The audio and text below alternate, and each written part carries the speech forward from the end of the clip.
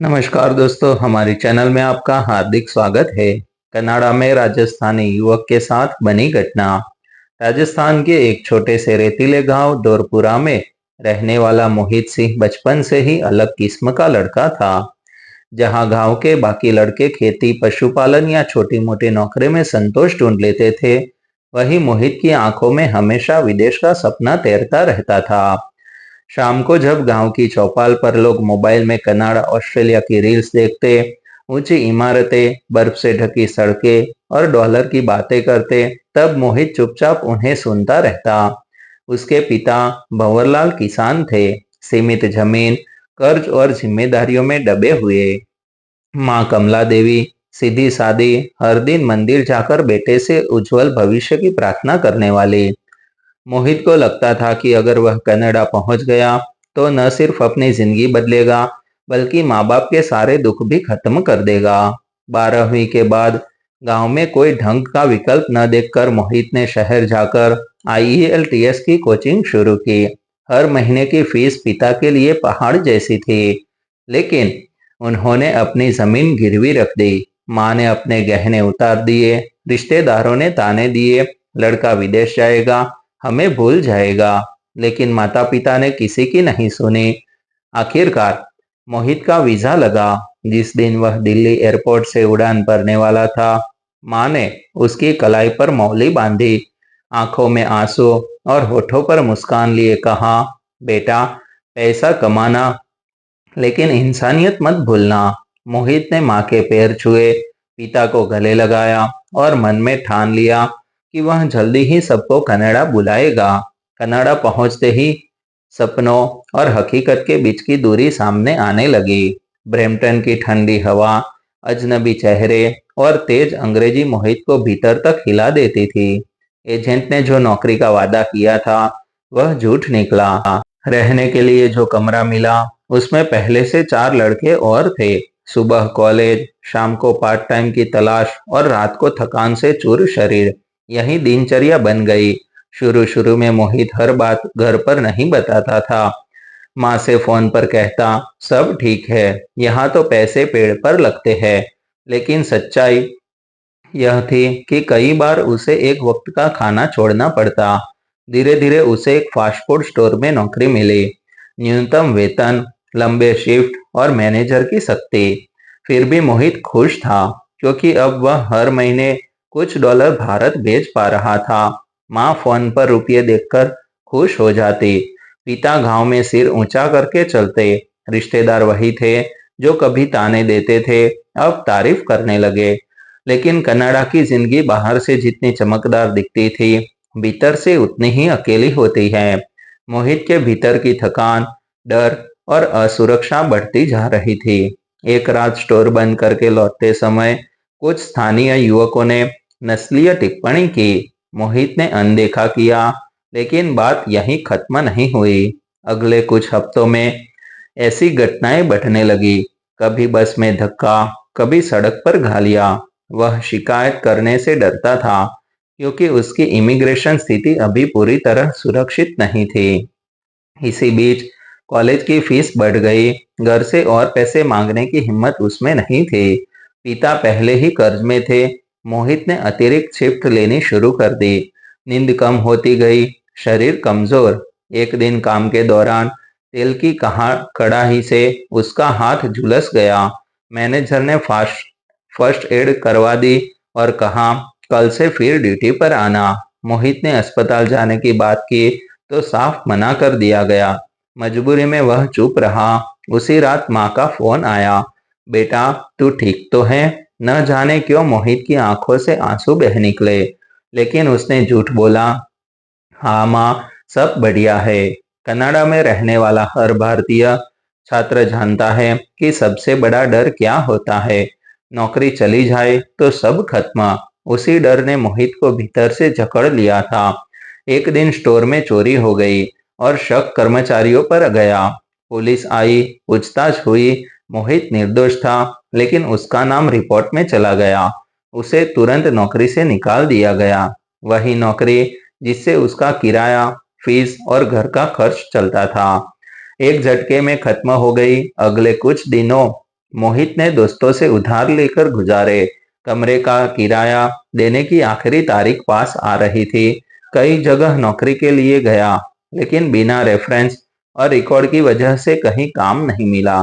ठंड बढ़ रही थी, बर्फ गिर रही थी और मोहित के पास न पैसे थे न उम्मीद। एक रात उसने घर फोन करने की सोची, लेकिन माँ पिता की हालत याद आ गई। अगर उसने सच बता दिया तो पिता टूट जाएंगे। इसी तनाव में एक दिन मोहित की तबीयत अचानक बिगड़ गई। तेज बुखार और सांस लेने में तकलीफ। रूममेट उसे अस्पताल ले गए। वहां पता चला कि उसे निमोनिया हो गया है। इलाज महंगा था और बीमा पर्याप्त नहीं। अस्पताल के बिस्तर पर लेटे मोहित को पहली बार लगा कि विदेश का सपना कितना बेरहम हो सकता है। उसने माँ को वीडियो कॉल किया। माँ ने बेटे का पीला चेहरा देखा तो रो पड़ी। पिता ने कहा, बेटा वापस आ जा, जान रहेगी तो सब फिर से शुरू हो जाएगा। लेकिन मोहित के सामने सुविधा थी दुविधा थी। अगर वह वापस गया तो गांव में वही ताने, वही विदेश जाकर भी कुछ नहीं कर पाया वाली बातें। दूसरी तरफ अगर यहीं रहा तो जिंदगी और भी कठिन हो सकती थी। अस्पताल से छुट्टी के बाद वह एक एनजीओ के संपर्क में आया, जो प्रवासी छात्रों की मदद करता था। उन्होंने अस्थायी रहने की जगह दी और नौकरी ढूंढने में मदद का आश्वासन दिया। यहीं से मोहित की जिंदगी ने एक नया मोड़ लिया। लेकिन यह मोड़ उसे कहाँ ले जाएगा, इंसाफ की ओर या बड़े दर्द की ओर, यह किसी को नहीं पता था। कनाडा की बर्फ के बीच खड़ा वह राजस्थानी युवक अब सिर्फ अपने सपनों के लिए नहीं, बल्कि अपने अस्तित्व के लिए लड़ रहा था। अस्पताल से निकलने के बाद मोहित सिंह की जिंदगी जैसे दो हिस्सों में बट गई थी। एक हिस्सा जो अब भी कनाडा में टिके रहने की जिद कर रहा था, और दूसरा जो हर रात माँ की सिसकियों और पिता की थकी आवाज के साथ भारत लौटने की गुहार लगाता था। एनजीओ द्वारा दी गई अस्थायी शरण में रहते हुए मोहित ने पहली बार महसूस किया कि अकेले वह कमजोर है, लेकिन साथ मिल जाए तो प्रवासी भी अपनी आवाज उठा सकते हैं। वहां उसे कई ऐसे भारतीय छात्र मिले जो उसकी तरह ठगे गए थे। किसी से एजेंट ने धोखा किया था, किसी को नौकरी से बिना कारण निकाल दिया गया था, तो कोई नस्लीय भेदभाव का शिकार हुए थे। एनजीओ के वॉलंटियर डेविड ने मोहित की कहानी ध्यान से सुनी और सलाह दी कि वह चोरी के आरोप से जुड़ी रिपोर्ट को कानूनी तरीके से चुनौती दे। शुरुआत में मोहित डर गया। कानून, पुलिस, कोर्ट, यह सब उसके लिए अनजान और डरावना था। लेकिन जब उसे पता चला कि उसके खिलाफ कोई ठोस सबूत नहीं है, तो उसके भीतर हिम्मत जागी। एक लोकल लीगल एड क्लिनिक ने उसका केस मुफ्त में लेने की सहमति दी। जांच आगे बढ़ी और सीसीटीवी फुटेज से साफ हो गया कि चोरी के समय मोहित स्टोर में मौजूद ही नहीं था। कुछ हफ्तों बाद उसे क्लियरेंस मिल गया। यह पहली जीत थी, छोटी लेकिन आत्मसम्मान लौटाने वाली। उसी दौरान एनजीओ की मदद से उसे एक वेयरहाउस में अस्थायी काम मिल गया। काम कठिन था, शिफ्ट लंबी, लेकिन माहौल इंसानियत भरा था।